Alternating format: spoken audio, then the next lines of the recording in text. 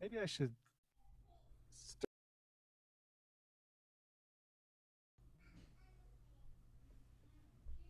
Kind of dark, huh? A little dark.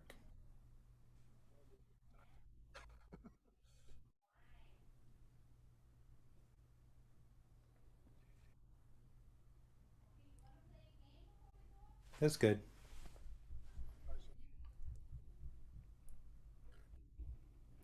Can we reset? There you go.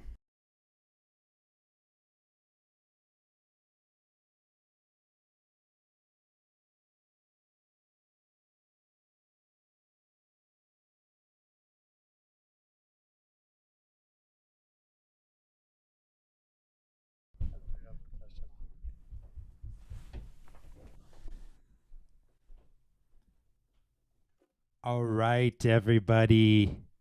Welcome to the Brooklyn Raga Massive weekly online workshop performance series. As many of you know, maybe Brooklyn Raga Massive has been having a weekly concert series for 9 years and only interrupted by COVID times. And Brooklyn Raga Massive is a nonprofit 501c3, and we're dedicated to raga and raga inspired music from around the world. And, we like to collaborate with people, especially with our weekly series. We put on so many 70 concerts a year, or we used to, hopefully coming back to that soon. So we collaborate with artists from all genres, from all over the world. And, in COVID times, we've been really happy to, in these online workshops where we can't be together as much, we've been happy to have many Indian classical musicians, but also musicians that we've collaborated with in the past.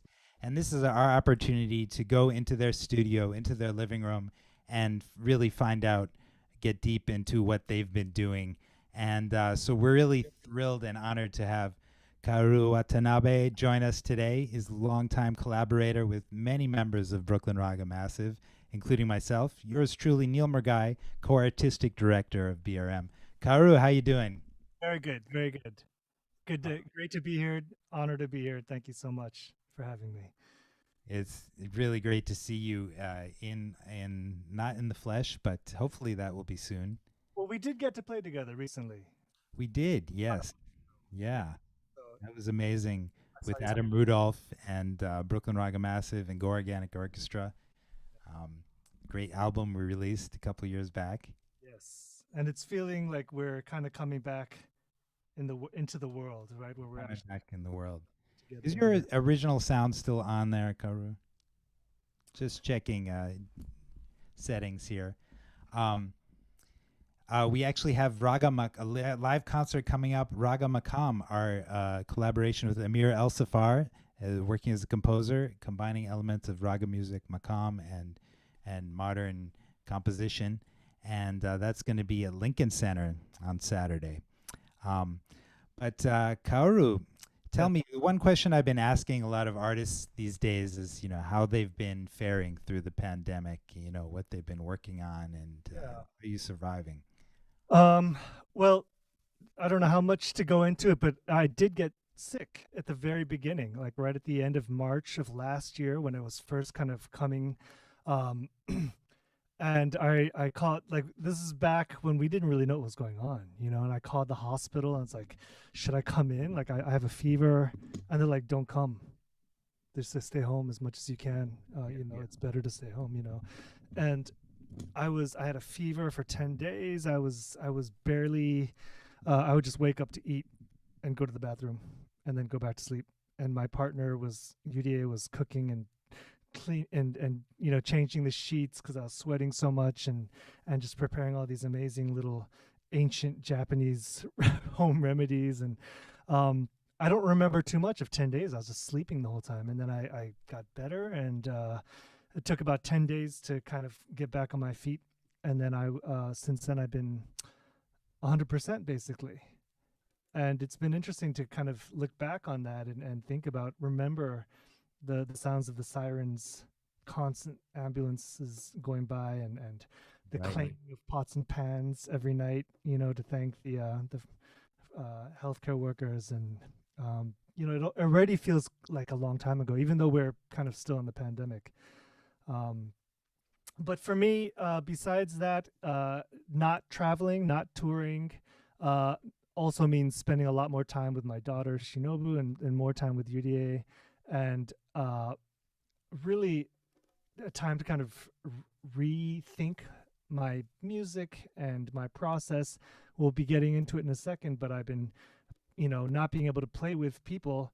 I am a multi-instrumentalist, and so using technology to create, to play with the drums and to play with the flutes, and layering them on top of each other, and trying to do that in a way that feels organic to me, feels like something that I would be doing if I was, in a group, or, to not diverge completely from what I've been doing in the past, but to try to use technology in a way that still feels organic and natural. So that's kind of what I've been up to. And then just in the last couple months, just little by little, like small, or not even small, but concerts and different projects have been kind of coming back to life, re-emerging out of this long winter, basically. So it's been very inspiring, really. An inspiring year, I have to say. Very hard, but very inspiring. So you feel like you've really taken a new direction and developed things. Yeah, I have I wrote like around 20 pieces over the last year, and a lot of it for this, I guess we call it Ableton, using, this looping technology and sequencing, and really trying to flesh out pieces.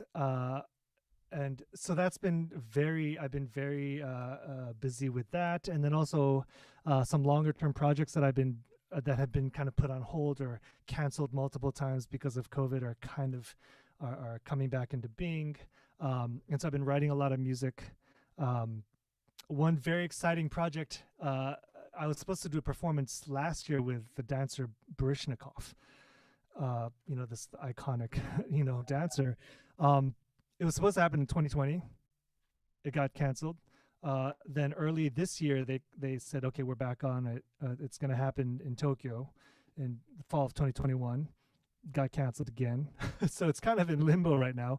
But I've been working very closely with Baryshnikov, and I've already written basically all the music, and he's heard it and danced to it. And we've become pretty close. We'll have dinner and things like that. And so that's, it feels strange, not part of, I'm oscillating between feeling like an out of work musician, kind of a failure in life. I mean, it's COVID, to take it to the extreme, but also working with someone like Baryshnikov and feeling and being very creative and being very kind of challenged to write and write in a way that write in a new direction. Right, and I'm writing for this new project, so it's in a way a departure from everything else I've done before. So that's amazing. He's an icon for sure. I remember when I was like 17, coming to New York City to see him in Metamorphosis with, I think was like a Chekhov play, if I remember correctly, and that he did this transformation on stage that was just. I didn't see it. He became a bug. That was the 80s. Yeah, it was like 88 we're talking here. Bug, yeah. Wow. Like, okay, I'll ask him about it. Yeah. Yeah. Yeah, I mean, I've been watching him when I was in college. I would get inspired to practice. I would watch videos of him dancing, Don Giovanni or something. And yeah. Well, I've got lots of questions for you and about your music, but maybe we should start with just hearing some first and then maybe talk some more. Yes. I was debating on what to do for today. I think, maybe I'll just do an improvisation. Yeah, I think that sounds great. Yeah. Let me see where it goes. Okay, give me a second.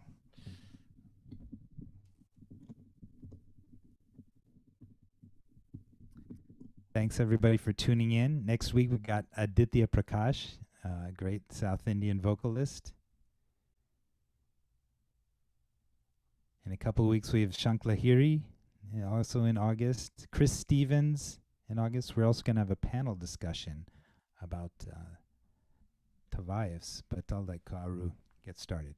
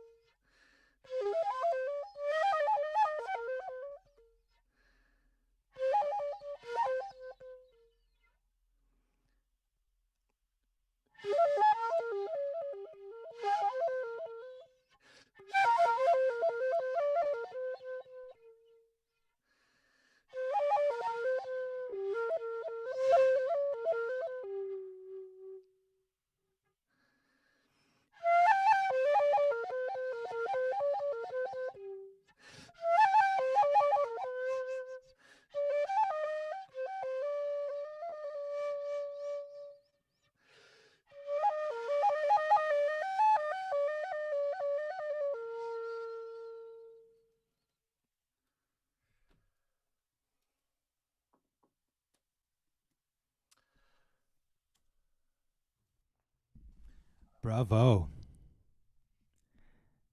Thank you. That was amazing. We've got people tuning in from all over the world, including Argentina. Maybe some fans of yours. And everybody, there's like lots of comments. People are loving it. Oh, thank you. And yeah, so can I ask you kind of a nerdy question, but you have a foot pedal that you're triggering the loops with?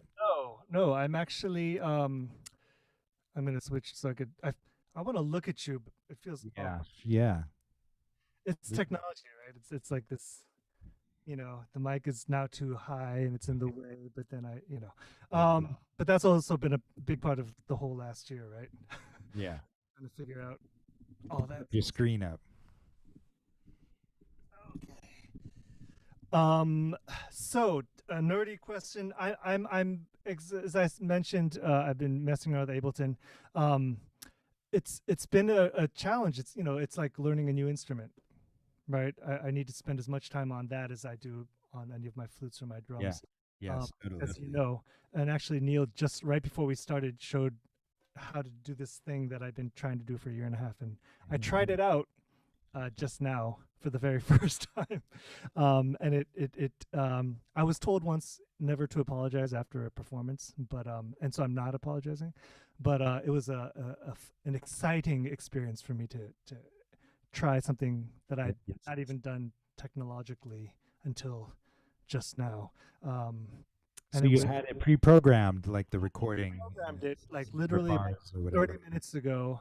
I said, okay, how about like 8 measures of drumming and then 8 measures of flute and then 8 measures of the bell and then have it looping and then repeating kind of at those very, but I didn't, again, it's not an apology, but I hadn't tried it out. And so when I should have started on one thing, I actually kept going on another thing, and it created some interesting effects. And it's like, okay, there's the flute is coming in when I wasn't expecting it to. Right.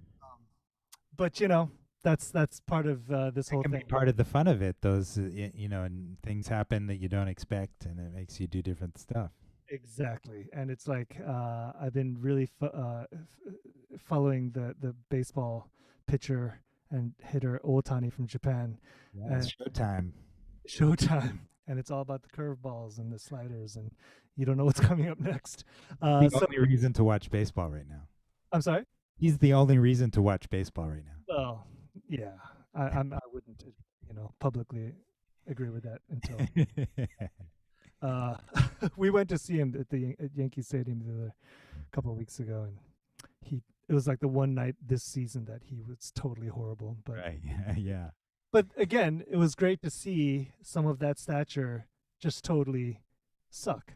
It's like, okay, it was actually, I'm actually glad that I saw that as opposed to hitting him 3 home runs. It's like, okay, it felt good to me. Like not to be cruel, but to me it's like, okay, there are times when things really feel like you're on a great, groove, and then all of a sudden like you have your off days and your off nights. Can I ask you, I was reading your bio. I've known you for years and years. First time I read your bio was this afternoon, and maybe we haven't talked so much about our past, but you went to Manhattan School of Music, is that right? I did. Yes, you had jazz, flute, and saxophone. Correct. And so I wanted to know when you got started with the traditional flutes and drumming. Yeah. Basically, I grew up in the United States. My parents are both from Tokyo, and I grew up not knowing much about Japanese culture. Didn't speak Japanese, I was just too busy playing classical flute, skateboarding, just being a stereotypical American kid. But I did play these Japanese drums. It's kind of a recreational, local community children's group, but we didn't really have a teacher who knew like the history and actual techniques and things. And by the time I went to college, I was really focused on jazz and studying Black American jazz music and getting into the history of Duke Ellington, John Coltrane, and Nina Simone, and just really that was my whole focus. And then over time realizing that music wasn't just studying scales and transcribing solos, but it was his heritage and culture and language and community, and thinking about and feeling this disconnect in a very personal way, a disconnect between myself and Black, heritage and culture and history, and thinking there has to be something that I can really feel that I could kind of call my own in terms of, right, this language and this culture. And so when I graduated from college, I decided I had to go to Japan and figure out what that was, what that connection was. And I'd seen this group called Kodo, Kodo, and they're one of the most well-known taiko drumming ensembles in the world, and they're based in Japan. I saw them at Carnegie Hall, and my whole conception of music and performance kind of was shattered seeing that performance. And so when I decided I wanted to move to Japan, I wanted to join that group to figure out what that was all about. Like, what did all the costumes mean and the rhythms mean and the songs they were singing? I couldn't understand the words, and I wanted to figure that out. And I felt that was the key to figuring out who I was.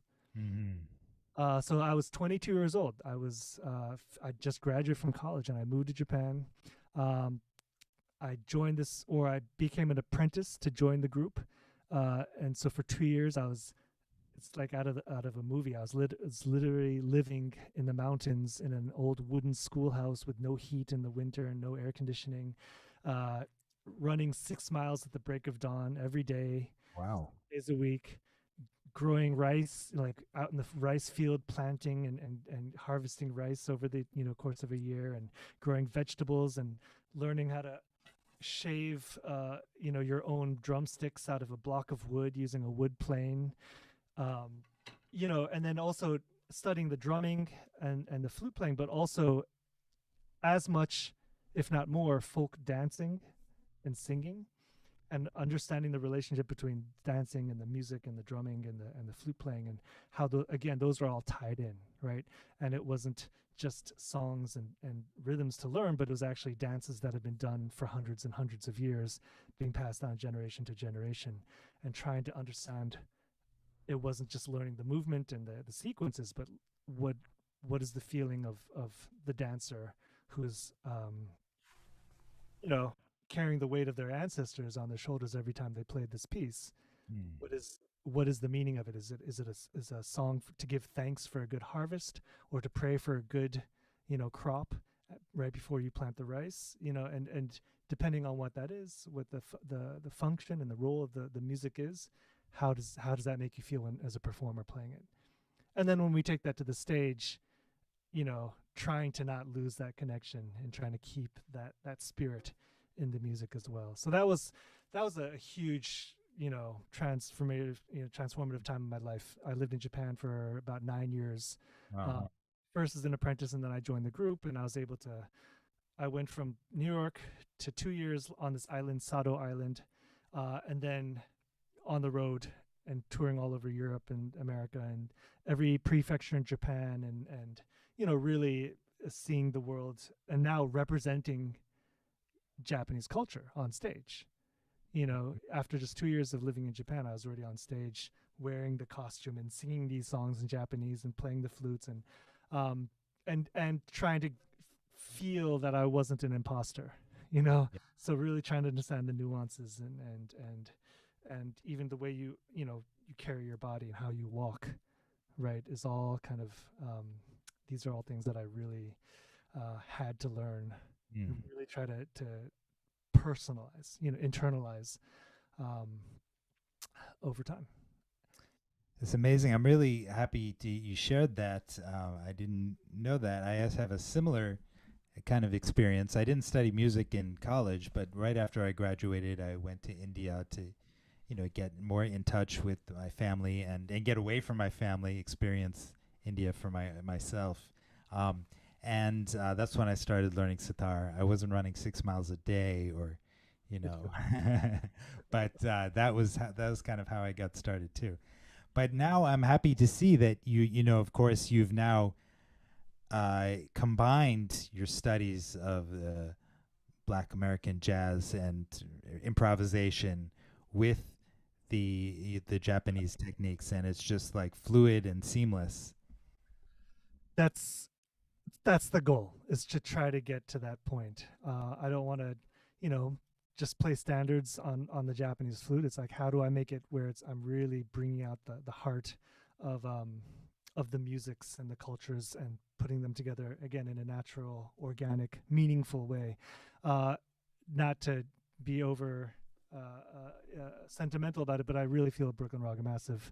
Like when I started playing with members of the group, it's like it was the exact same energy, that exact same kind of place in our hearts, where it's like, okay, how do we be true to all of these different cultures and histories that are residing in our bodies? Exactly. How do we have them in these conversations that make sense? I used to say it's not fusion because it's already fused. It's already fused in me, so it's not fusion. Yeah. I'm gonna start saying that. Good one. Wow, but that's it. That's amazing. Should we share? You wanted to share some more music before we? Yeah. Some more? I thought I was going to share. I just want to remind the audience, if they have any questions, to please write them in the chat here. And but now Kaoru is gonna maybe share a video. Yes, I'm gonna show a video that one part of this experience was because I did a few of these with Brooklyn Raga Massive as well, but the ideas of collaborations over online. And I was doing that. I had a few different series that I was doing over the course of the year and a half. And at one point, I contacted a longtime collaborator friend of mine named Tamango, a tap dancer. He's based in New York, but he's originally from French Guiana, lived in Paris for many years, kind of formative years in Paris, but he's been in New York for a couple of decades now. And we've traveled all over the world. We played and performed in Japan and in French Guiana and all over Europe and in the States as well. And I haven't seen him in a while. I'd played with him, and I said, let's do something online. Let's put together a video. And I was expecting him, being mainly known as a tap dancer, to send me video of him tapping. What he sent was a video of himself running in circles in his apartment, and he had it going backwards and in slow motion. And it wasn't just that, but it was kind of that for a while, and then he started doing kind of like just kind of free, almost martial arts, dance, turning, just kind of movement. Again, just all slow motion going backwards. And at first I was like, okay, I was expecting tap, but this is, okay, what do I do with this? And it was just so beautiful in how it kind of represented where we were as artists during this pandemic, right? Just kind of trapped and in a way kind of going insane, and just, just turning in circles in our rooms, in our studios, and feeling this desire, this need to express and to move, but being trapped at the same time. And also the fact that it was going in slow motion felt like it wasn't like we lost the sense of time and how to keep track of time, and things were going backwards. Each day felt like it lasted forever, but it also went very quickly at the same time, and very disorienting in that way. And so it was actually inspired me quite a bit to create something off of that. And I've been playing around with making videos of myself performing, but also editing them as well. Okay. I saw your show last week where you're doing a lot of interesting things with video,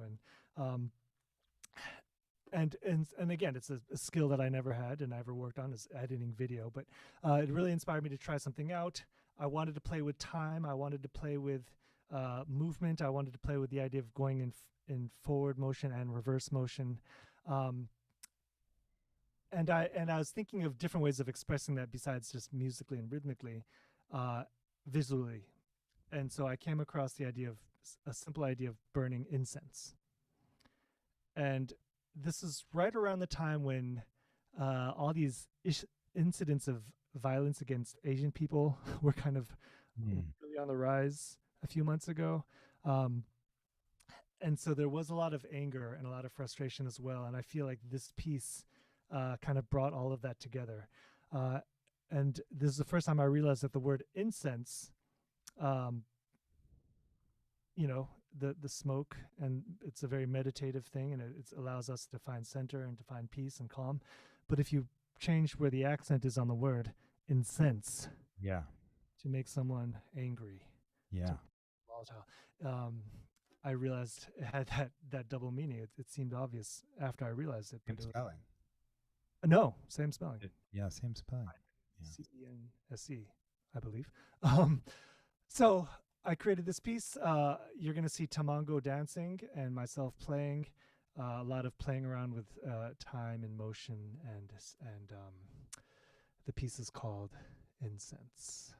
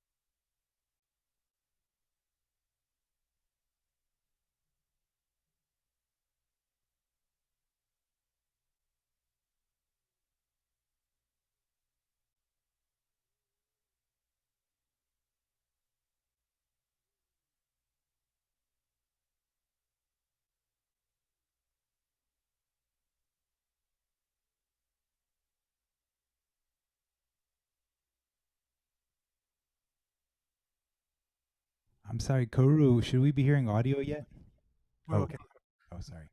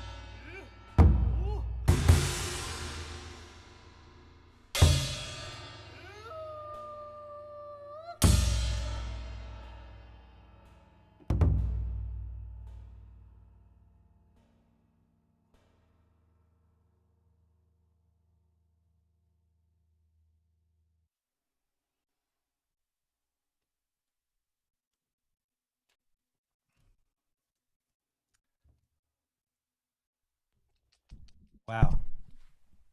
That was amazing. Made me tired watching it. Yeah, it was. I feel like it, in a strange way. I mean, it was in a kind of primal way. It was. It was. It's one of the more interesting pieces I've written in a long time. Yeah. In terms of its entirety, not just what I was playing, as much as everything, the video and the whole. A very simple premise, but kind of captured how I was feeling. Yeah. Yeah. You definitely got some primal COVID era energy coming out there for sure. Yes, that was the idea. COVID energy. And well, you have lots of fans tuning in from Argentina. They're Huh. giving a lot of love here. I'm not. Julian, Gaston. Oh, Gaston. Yes, I'm only looking at Zoom, so I'm not seeing any of these Yeah.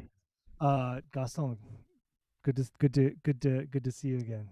Yes, there's a very widespread number of people playing taiko drums all over the world, and I've had one of the great things about being able to perform and teach and do workshops is being able to visit. Yeah, it's been a few years, but I've been to Buenos Aires twice, and I had a great time, and been to Brazil to teach, and again all over the world. So it's good to see these old friends coming.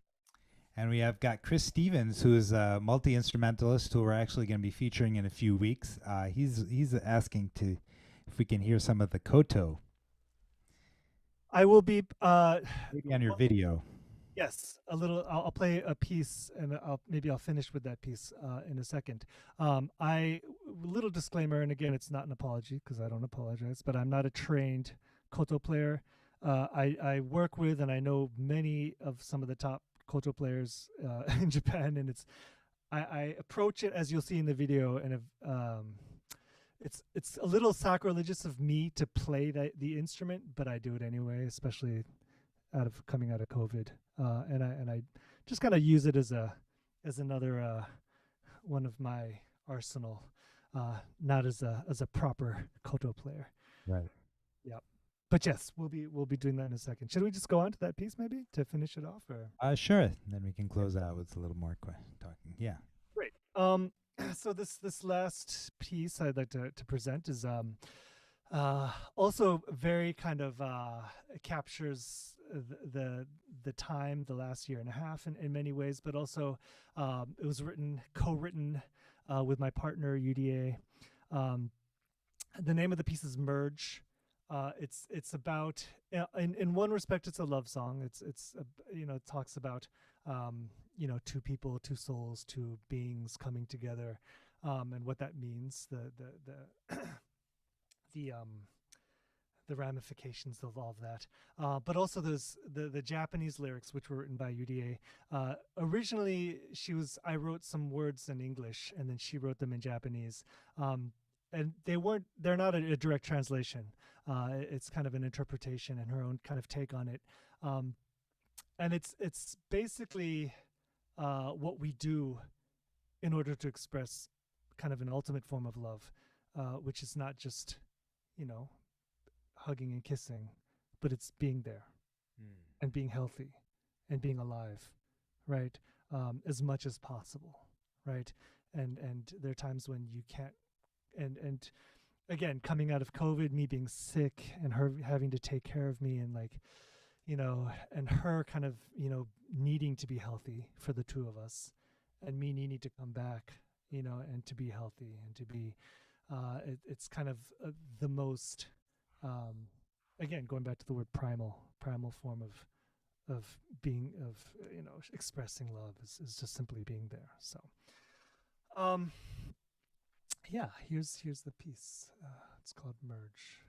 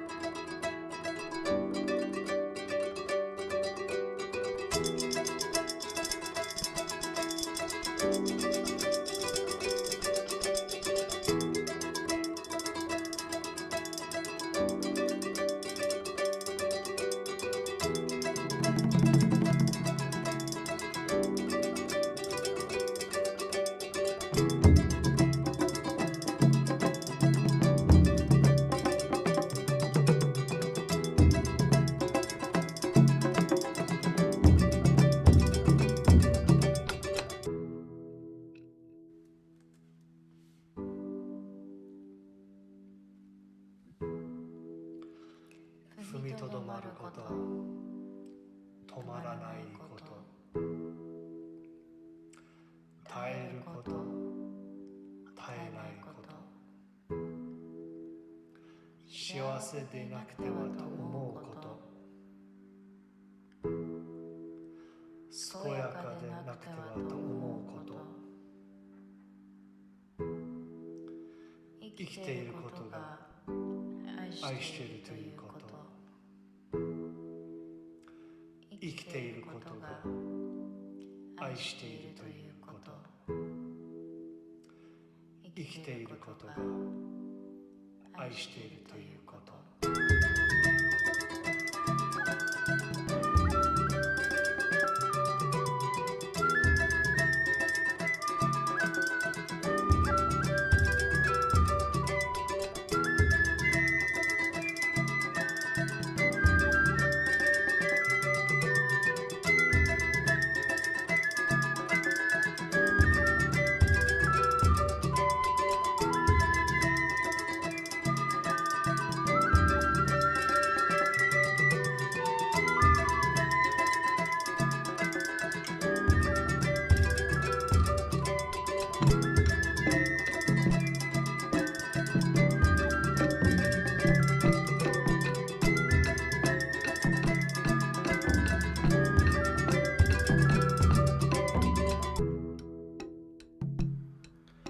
When you realize who you are, finding relief in how you evolve, to clearly see your reflection in someone else's eyes,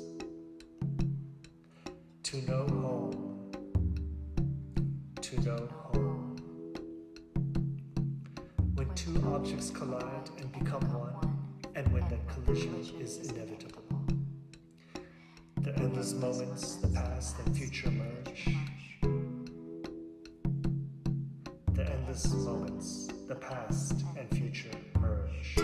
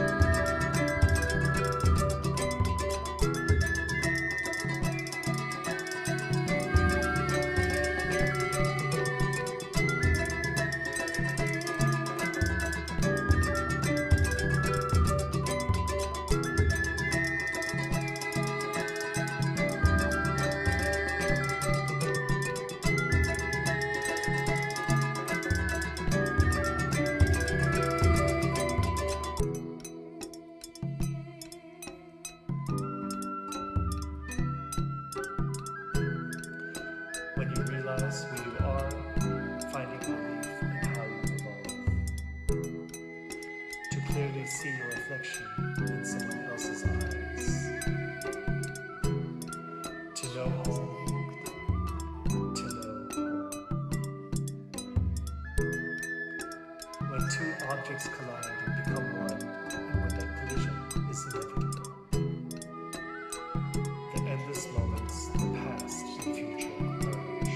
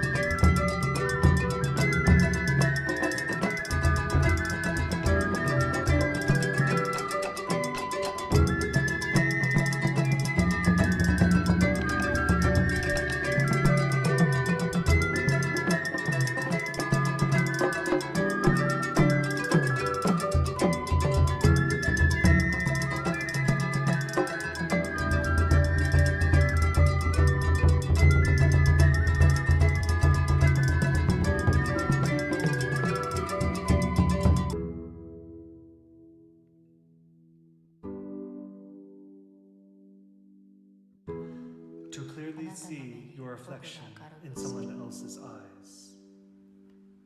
To know home. The endless moments, the past and future merge.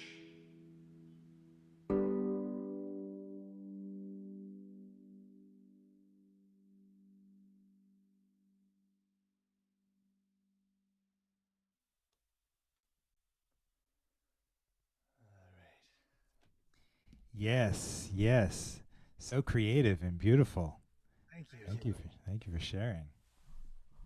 It's I feel like it was a departure from what I'd been doing before in a big way. So a friend said, "Oh, that's like the closest you'll hear to a pop song coming out of Kaoru." So I don't know, but I think that's good. You can take that. That was good. I love it. So what's coming up for you? Some things around town. I'm playing.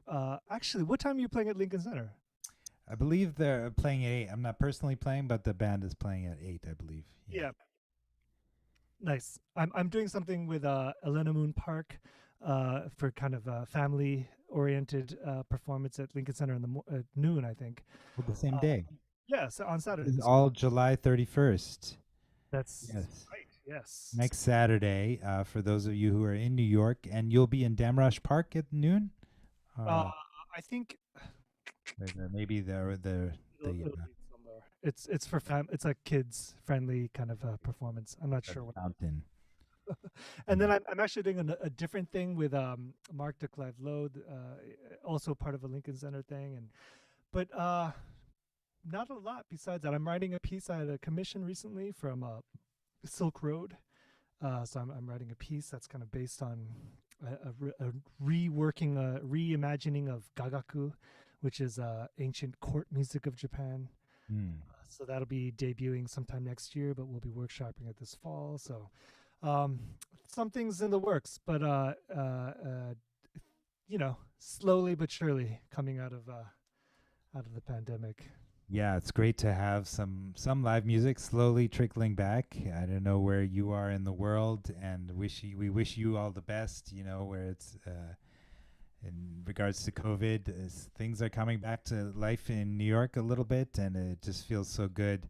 And hopefully, it's gonna stay that way. And we haven't revived our weekly series yet and jam session. We hope to do that maybe in September.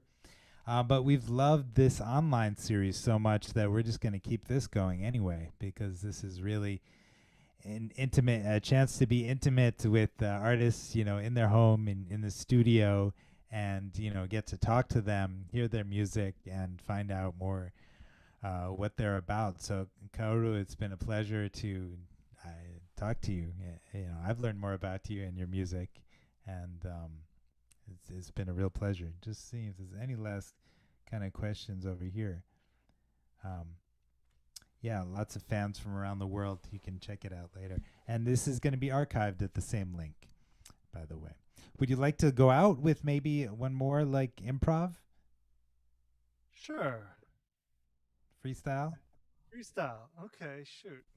Put you on the spot. I'm putting you on the spot now. You are. Okay, you know what I'm going to do? I'll just tell you what I'm going to do. I'm going to go back to that same Ableton little layout that I just did. Yeah. And I'm going to just, it's the same thing, but I'm improvising basically. Yeah. So we'll see where it goes this time. Nice. Let me get that in place. Okay. Yeah, let's see. Let me give me 20 seconds to Camera and put your reverb back on for your flute too. I forgot to do that the first time.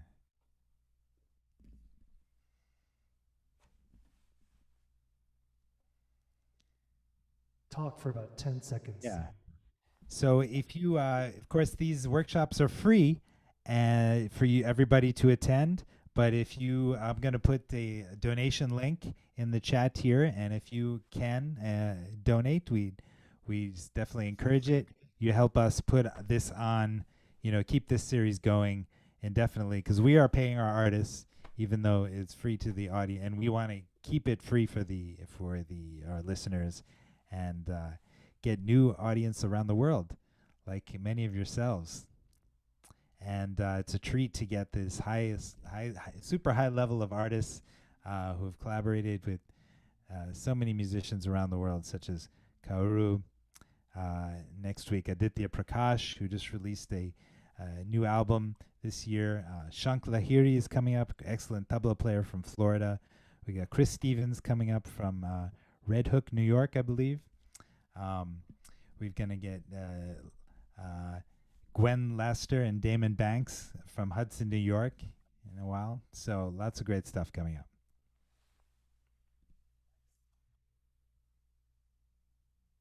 All right, here we go.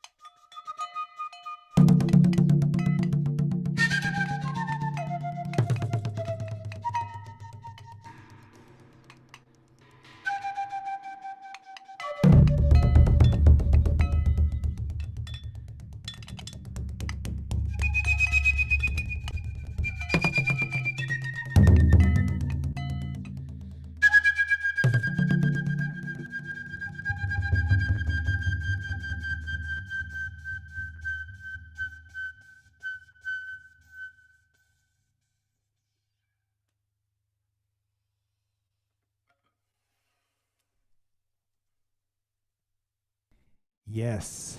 Another final brilliant creation from Kaoru Watanabe. Thank you so much. It's so it's so interesting to see how people use Ableton Live in different ways. You can be just so creative. There's so many possibilities and ways you can go with it, and so it's really interesting. And it's kind of dominated by DJs, electronic music, but you know, there's so many possibilities with acoustic music as well. And nice to see you exploring that, as have many people who've been performing in this series. And Yep, yep.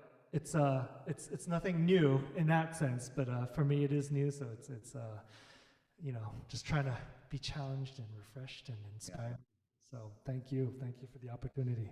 thank you, and thanks to all of you for tuning in. We're gonna say good night, and so we hope to see you all next week. Then, thank you. Thank you. Good night. Good night.